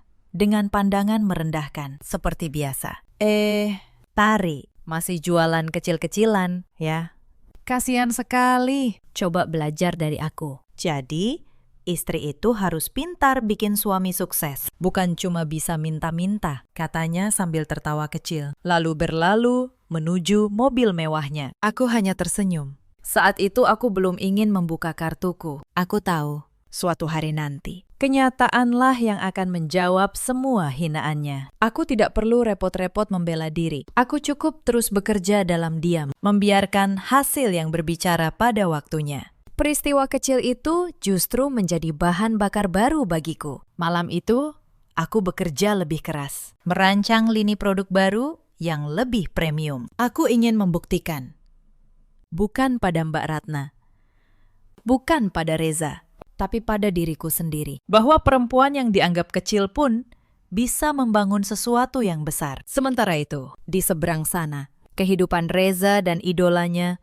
mulai menunjukkan retak yang tidak ia sadari. Mas Bagus, kakaknya yang dianggap dewa itu, ternyata sedang membangun bisnis dengan cara yang penuh risiko. Bisnis properti dengan modal pinjaman dari sana-sini. Tapi Reza, yang terlalu silau oleh gemerlap, sama sekali tidak melihat tanda bahaya itu. Suatu hari, Reza pulang dengan wajah berseri-seri. Sesuatu yang jarang sekali kulihat. Ia duduk di sebelahku sambil tersenyum lebar. Sikap yang langsung membuatku waspada. Tari, Mas punya kabar bagus. Mas Bagus menawari Mas untuk ikut investasi di proyek propertinya, katanya. Keuntungannya bisa berlipat-lipat. Ini kesempatan emas, katanya antusias. Aku menatapnya datar. Investasi pakai uang dari mana, Mas? Itu yang mau Mas bicarakan, ujarnya. Suaranya melunak, penuh bujukan. Mas mau ambil pinjaman dari beberapa kartu kredit. Mas Bagus bilang, dalam setahun, balik modal. Bahkan, untung besar. Kita bisa beli rumah, beli mobil, seperti mereka. Kamu tidak perlu hidup susah lagi. Aku tahu betul ini adalah jebakan. Tapi aku sudah belajar satu hal penting selama membangun usahaku. Tidak ada gunanya menasihati orang yang sudah dibutakan oleh keserakahan. Maka, aku hanya diam dan berkata pelan, itu urusan Mas. Aku tidak ikut campur. Reza menganggap diamku sebagai persetujuan. Malam itu juga, ia mulai menghitung-hitung. Matanya berbinar, membayangkan kekayaan yang menurutnya sudah di depan mata. Aku menatapnya dari kejauhan, dan untuk pertama kalinya, aku merasa kasihan bercampur lega. Kasihan pada kebodohannya, lega karena aku tidak lagi terikat pada nasibnya. Hari-hari berikutnya, Reza benar-benar melakukannya. Ia menggesek beberapa kartu kredit, mengumpulkan uang dalam jumlah besar, lalu menyerahkan seluruhnya pada Mas Bagus. Ratusan juta rupiah. Uang yang sebenarnya bukan miliknya, melainkan utang yang akan menjeratnya. Ia bahkan menggadaikan motornya untuk menambah setoran. Aku ingat malam itu ia berkata sombong, "Lihat saja, Tari.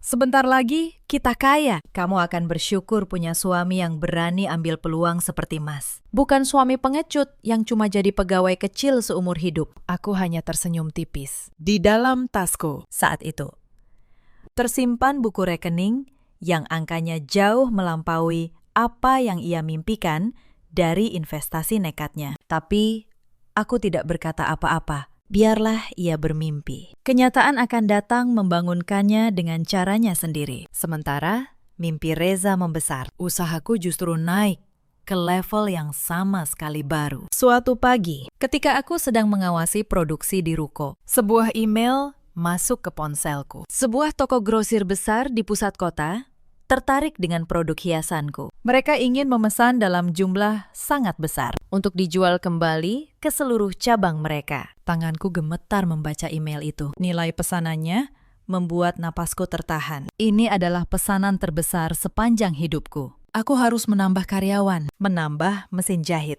dan bekerja siang malam untuk memenuhinya. Tapi aku tahu, inilah pintu yang selama ini kutunggu. Aku menerima pesanan itu. Selama berminggu-minggu, ruko kecilku berubah menjadi sarang lebah yang sibuk. Para ibu yang kupekerjakan bekerja dengan gembira, karena aku menggaji mereka dengan layak dan adil. Aku ingin usahaku menjadi berkah, bukan hanya bagiku, tapi juga bagi mereka yang dulu sama-sama dipandang sebelah mata. Pesanan grosir itu sukses besar. Pembayaran masuk ke rekeningku dalam jumlah yang dulu hanya bisa kubayangkan. Toko grosir itu langsung memesan lagi, bahkan menawarkan kerjasama jangka panjang dalam hitungan bulan. Usaha kecil-kecilanku telah berubah menjadi sebuah bisnis yang nyata dan menguntungkan. Yang membuatku paling bahagia bukan hanya soal uang, tapi cara usaha ini mengubah orang-orang di sekitarku. Para ibu yang kupekerjakan, yang dulu juga sering dipandang sebelah mata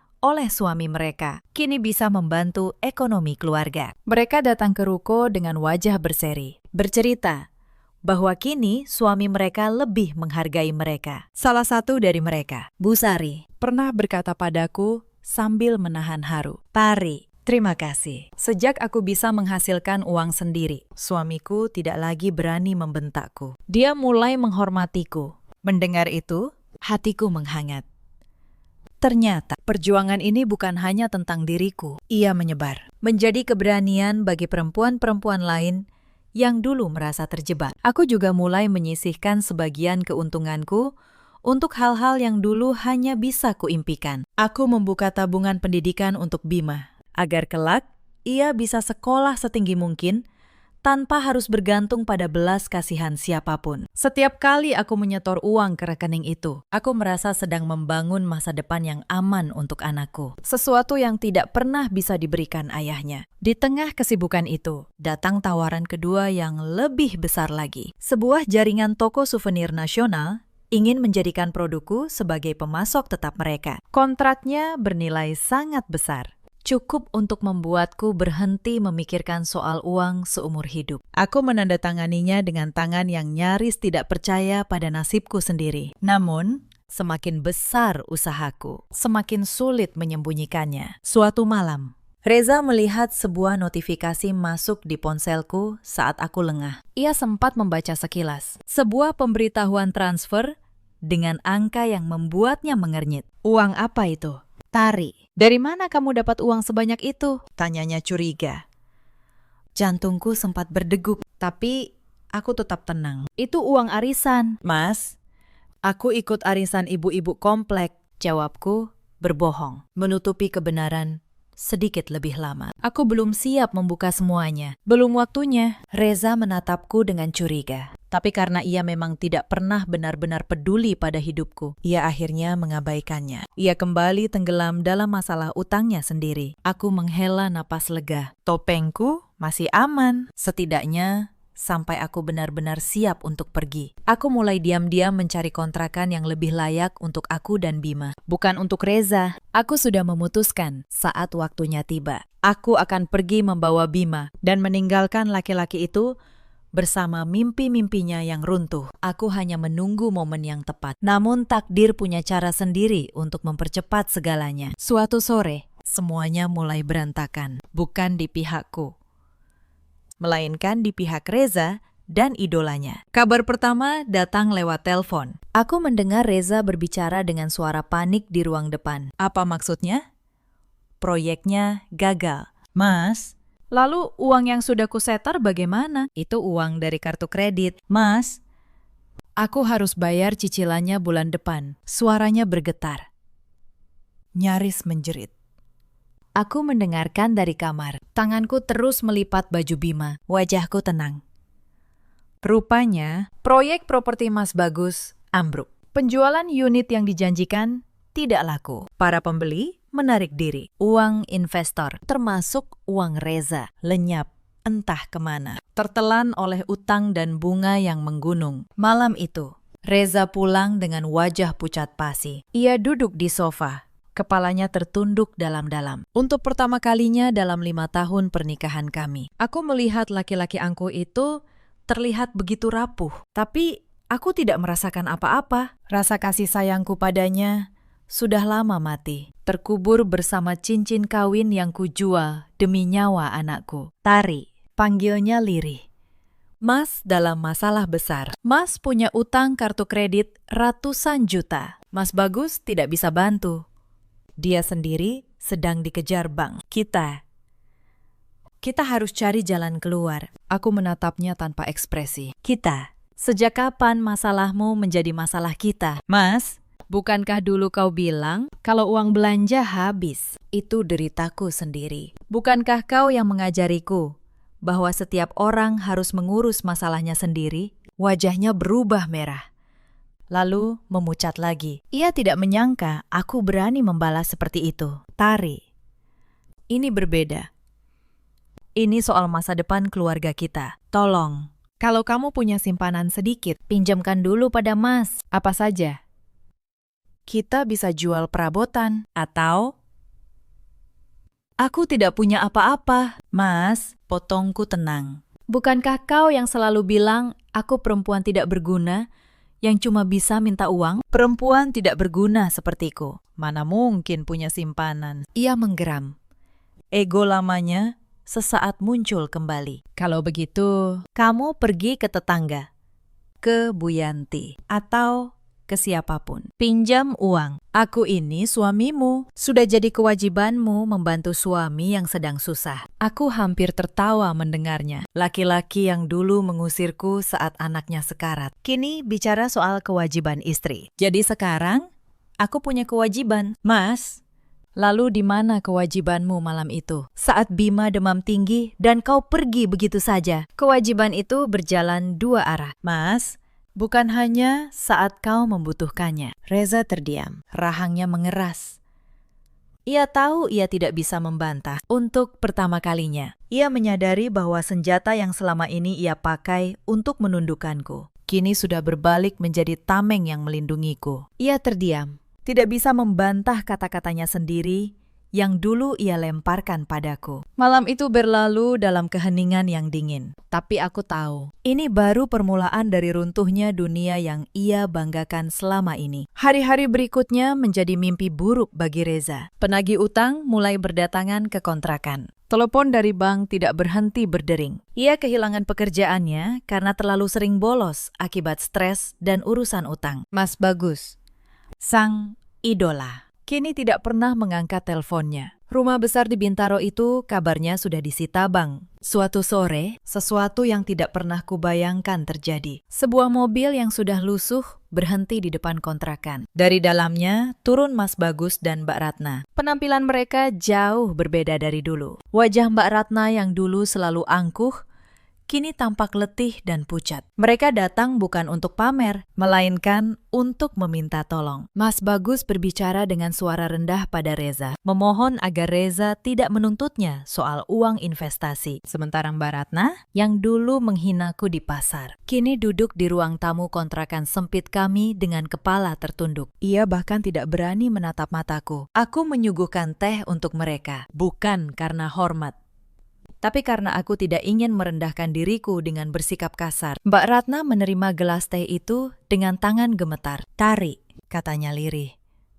Maafkan aku yang dulu. Aku tidak tahu keadaan akan berbalik seperti ini. Aku hanya tersenyum tipis dan tidak menjawab. Aku tidak perlu membalas hinaannya dengan hinaan. Kehidupan sudah melakukannya untukku. Mereka pulang sore itu dengan tangan kosong, membawa beban yang sama beratnya dengan yang mereka tinggalkan untuk Reza. Setelah mereka pergi, Reza memandangku dengan tatapan aneh. Mungkin ia mulai menyadari bahwa aku, perempuan yang ia kira lemah, ternyata jauh lebih tegar daripada idola-idolanya yang kini berlutut meminta belas kasihan. Tapi kesadaran itu datang terlambat, jauh terlambat. Reza menjadi kasar dan mudah marah, melampiaskan frustrasinya di rumah. Tapi aku tidak lagi takut. Aku tahu sebentar lagi semua akan berakhir. Aku hanya perlu menyelesaikan satu pesanan besar terakhir di ruko, mengamankan semua asetku. Dan setelah itu, aku akan pergi membawa Bima ke hidup yang baru. Momen yang kutunggu akhirnya tiba, dengan cara yang tidak pernah kubayangkan. Suatu sore, sebuah truk box berukuran sedang datang ke ruko untuk mengangkut pesanan grosir terbesarku. Karena ruko sedang penuh, aku meminta supir truk memuat sebagian barang di depan kontrakan, yang kebetulan searah dengan jalannya. Saat itulah Reza pulang dengan motor pinjaman temannya. Ia membayangkan akan menemukanku duduk lesu di kontrakan, memakai daster luntur, sehingga ia bisa kembali memerintahku mencari pinjaman ke sana-sini. Namun, kejutan besar sedang menunggunya tepat di depan mata. Ketika motornya berbelok memasuki gang, ia terpaksa mengerem mendadak. Matanya nyaris tidak percaya pada pemandangan di depannya. Sebuah truk box terparkir melintang tepat di depan halaman kontrakan kami. Beberapa pria berseragam ekspedisi sibuk memindahkan puluhan kardus besar ke dalam bak truk. Kardus-kardus itu tersegel rapi dengan lakban coklat, dan di setiap sisinya tertempel stiker berlogo usahaku. Reza turun dari motor dengan langkah gontai. Wajahnya penuh kebingungan. Ia mengira tetangga sebelah sedang pindahan. Dengan kasar, ia menghampiri salah satu kurir. "Ini ada acara apa? Kenapa parkir truk sembarangan di depan rumah orang? Bikin macet jalan saja," bentaknya. Kurir itu berhenti sejenak, menyeka keringat di dahinya, lalu menjawab sopan, "Maaf, Pakistan, ini kami sedang ambil pesanan dari pemilik usaha hiasan ini. Pesanannya besar, untuk dikirim ke toko grosir di kota. Pemiliknya itu, loh, ibu yang dikontrakan ini." Wajah Reza membeku. "Pemilik usaha di kontrakan ini? Siapa?" Tepat saat itu, aku keluar dari pintu kontrakan. Bukan dengan daster luntur, aku mengenakan pakaian rapi, rambut tertata, sambil memegang dokumen pengiriman dan berbicara dengan profesional pada para kurir. Aku tampak seperti orang yang sama sekali berbeda dari Tari yang ia kenal selama ini. Mata Reza terbelalak lebar, mulutnya terbuka, tapi tidak ada suara yang keluar. Ia menatapku, lalu menatap truk penuh kardus berlogo usahaku, lalu menatapku lagi. Otaknya seperti berusaha menyusun kepingan yang tidak bisa ia percaya. "Tari, ini semua apa? Usaha siapa ini?" tanyanya tergagap. Aku menatapnya dengan tenang, menandatangani dokumen terakhir, lalu menyerahkannya pada kurir. "Terima kasih, Pakistan. Hati-hati di jalan," kataku pada mereka. Truk itu pun berlalu, membawa pesanan senilai ratusan juta rupiah. Baru setelah itu, aku menoleh pada Reza. "Ini usahaku." "Mas," ujarku tenang.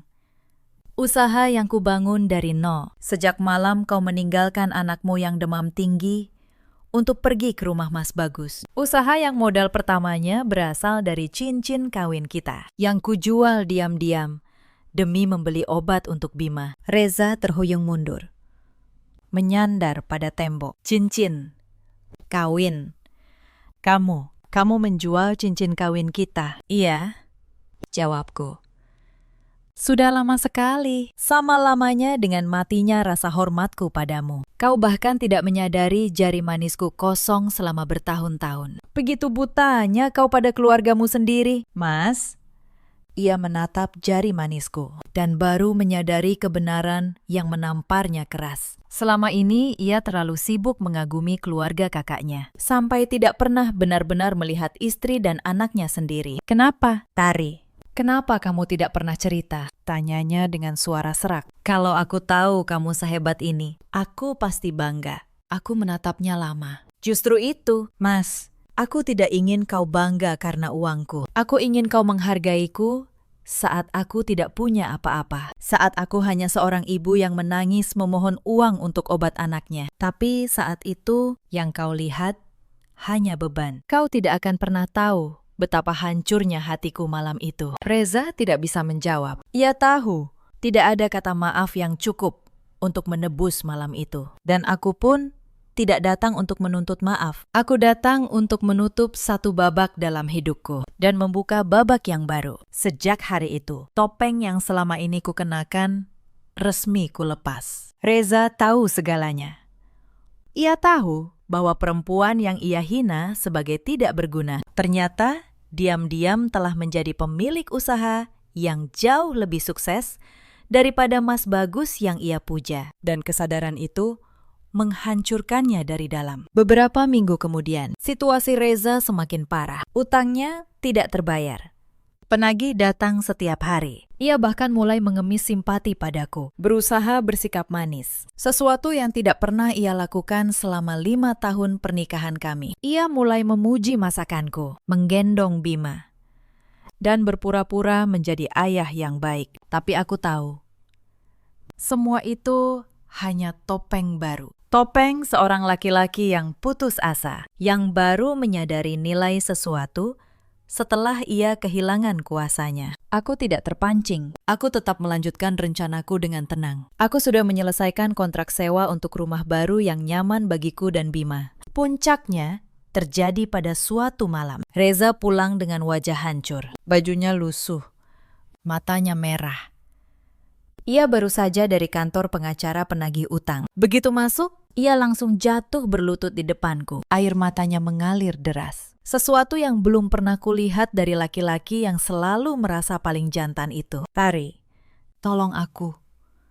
Ratapnya memegangi lututku. Aku benar-benar menyesal sudah bicara kasar padamu selama ini. Aku tidak tahu kalau kamu sedang merintis usaha. Kalau aku tahu, aku pasti mendukungmu. Aku janji akan berubah. Aku akan jadi ayah dan suami yang baik. Tapi tolong, selamatkan aku dari tumpukan utang ini. Aku bisa dipenjara kalau kartu kreditku tidak dilunasi. Setidaknya, demi anak kita, berikan aku sedikit saja dari keuntungan usahamu. Aku menatap laki-laki yang bersimpuh di lantai itu dengan tenang. Tidak ada kebencian.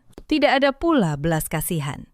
Hanya kejelasan yang dingin. Aku melangkah mundur, melepaskan cengkeramannya dari lututku. Berdirilah, Mas, kataku.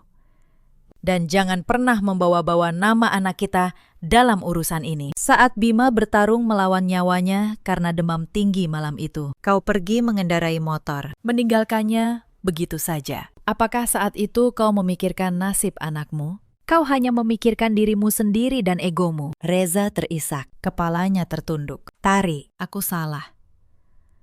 Aku tahu aku salah. Kalau bukan karena aku yang nekat menjual cincin kawin kita satu-satunya, lanjutku. Esok paginya, anak kita mungkin sudah kejang dan tidak terselamatkan. Cincin yang seharusnya menjadi simbol ikatan kita sudah lenyap demi menebus kelalaianmu sebagai seorang ayah. Dan dari cincin itulah usaha ini lahir. Jadi tidak ada 1 rupiah pun dari usaha ini yang akan jatuh ke tanganmu untuk membayar utang keserakahanmu. Ia mengangkat wajahnya, matanya membelalak. Tari, kumohon. Iya, Mas, potongku tegas.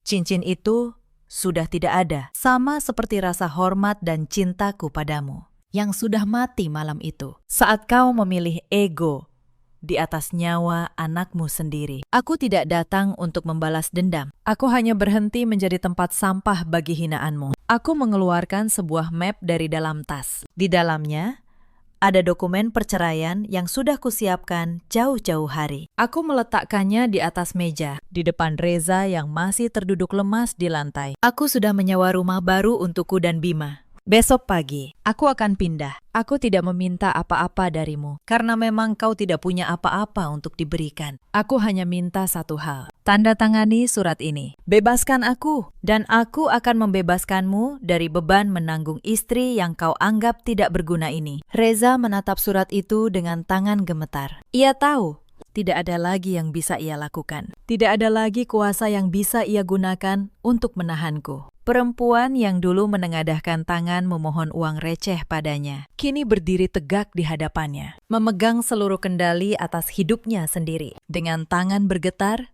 dan air mata penyesalan, ia menandatangani surat itu. Aku mengambilnya, memasukkannya kembali ke dalam map, lalu berdiri. Terima kasih, Mas. Semoga kau belajar dari semua ini, kataku. Lalu masuk ke kamar untuk menyiapkan barang-barang Bima. Esok paginya, aku pergi membawa Bima dan 2 koper berisi barang-barang kami. Aku tidak menoleh ke belakang. Persis seperti sumpahku di malam itu. Reza berdiri di ambang pintu kontrakan, menatap kepergian kami dengan wajah hampa. Ia kehilangan segalanya dalam waktu yang nyaris bersamaan. Kekayaan yang ia impikan, keluarga yang ia abaikan, dan harga diri yang ia banggakan. Hidupku setelah itu berubah total. Usaha hiasanku terus berkembang pesat. Dari satu ruko kecil, kini aku punya sebuah workshop besar dengan puluhan karyawan. Produkku tersebar di toko-toko grosir di berbagai kota. Aku membeli rumah sendiri, rumah yang hangat, tempat Bima bisa tumbuh dengan bahagia dan tanpa rasa takut. Bima kini tumbuh menjadi anak yang sehat, cerdas, dan ceria.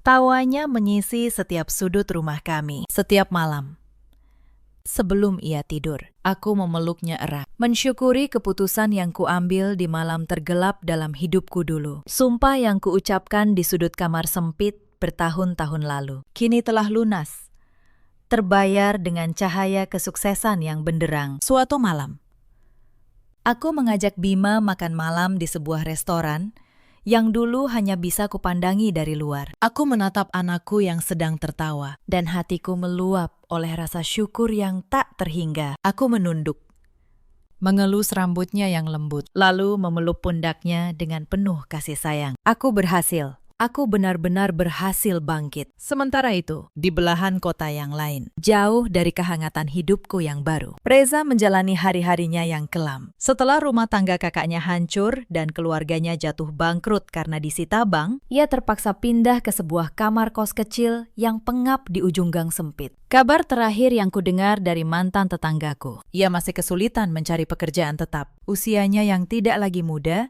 dan catatan buruk dari perusahaan lamanya membuat tidak ada yang mau menerimanya. Kini ia menghabiskan malam-malamnya sendirian di kamar kos yang bocor, dengan sebungkus mie instan kering sebagai menu makan malamnya setiap hari. Ia hanya bisa menatap nanar ke arah kalender tua di dinding, meratapi kebodohannya di masa lalu. Ia membuang berlian berharga demi mengejar batu kerikil di jalanan. Ia menukar keluarga yang tulus dengan kesombongan palsu yang akhirnya menghancurkan hidupnya. Dan di dalam kesunyian kamar kosnya, bayangan tentang istri yang selalu ia hina dan anak yang pernah ia tinggalkan terus menghantuinya, menjadi penyesalan abadi yang akan membusuk bersama usianya yang semakin senja. Cerita ini mengajarkan kita banyak hal. Jangan pernah merendahkan pasangan yang sedang berjuang di sisimu. Dan jangan pula mengukur kebahagiaan dari membanding-bandingkan keluargamu dengan keluarga orang lain. Ada banyak perempuan di luar sana yang seperti aku dulu. Diameter. Bertahan. Menelan setiap hinaan demi anak dan demi sebuah pernikahan yang sebenarnya sudah tidak menghargai mereka. Untuk kalian, ketahuilah, kesabaran bukan berarti menyerah. Kadang, kesabaran adalah waktu yang kau pakai diam-diam untuk membangun sayapmu sendiri. Ada juga banyak suami seperti Reza di luar sana yang merasa paling berkuasa hanya karena memegang uang tanpa pernah menghargai pengorbanan istrinya. Dan ada pula yang silau pada kesuksesan orang lain sampai buta pada harta paling berharga yang ada di rumahnya sendiri. Dalam hidup, kita selalu punya pilihan, memilih untuk tetap kecil di bawah hinaan orang lain, atau memilih untuk bangkit dan membuktikan nilai diri kita sendiri. Pilihan itu selalu ada di tangan kita. Bagaimana menurut kalian? Ceritakan kisah dan pendapat kalian di kolom komentar. Terima kasih sudah menemani sampai akhir. Sampai jumpa di cerita berikutnya.